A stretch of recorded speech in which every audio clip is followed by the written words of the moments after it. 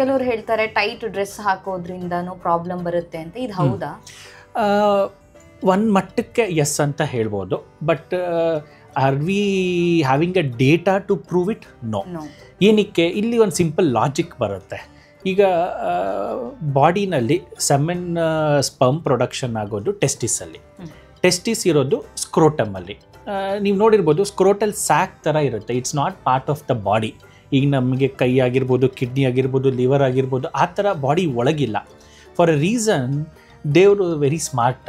ಈ ಸ್ಕ್ರೋಟಮ್ ಸ್ಯಾಕ್ ಅನ್ನೋದು ಬಾಡಿಯಿಂದ ಹ್ಯಾಂಗ್ ಆಗಿರುತ್ತೆ ಸಪ್ರೇಟಾಗೆ, ಅದರೊಳಗೆ ಟೆಸ್ಟಿಸ್ ಇರುತ್ತೆ.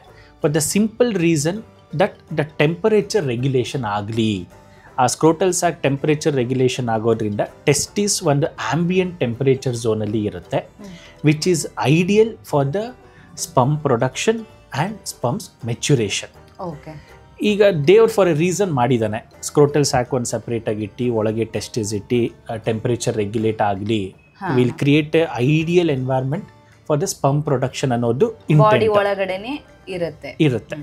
ಸೊ ಈಗ ನಾವು ಟೈಟ್ ಅಂಡರ್ವೇರ್ ಹಾಕೋದಾಗಿರ್ಬೋದು, ಅಥವಾ ರಿಪೀಟೆಡ್ ಹಾಟ್ ಟಬ್ಬಲ್ಲಿ ಹೋಗೋದು, ಅಥವಾ ಈ ಸ್ಟೀಮ್ ಸಾನಾ ಅಂತೀವಿ, ಅವೆಲ್ಲ ಮಾಡೋದ್ರಿಂದ ಆ ಒಂದು ಟೆಂಪರೇಚರ್ ರೆಗ್ಯುಲೇಷನ್ ಅನ್ನೋದು ಇಂಪ್ಯಾಕ್ಟ್ ಆಗುತ್ತೆ.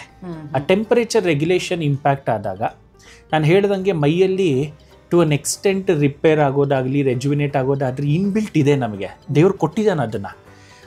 ಯಾವ ಮೊಮೆಂಟಲ್ಲಿ we cross that capacity of the body, ಆವಾಗ ನಮಗೆ ಪ್ರಾಬ್ಲಮ್ಸ್ ಶುರು ಆಗುತ್ತೆ. ಓಕೆ.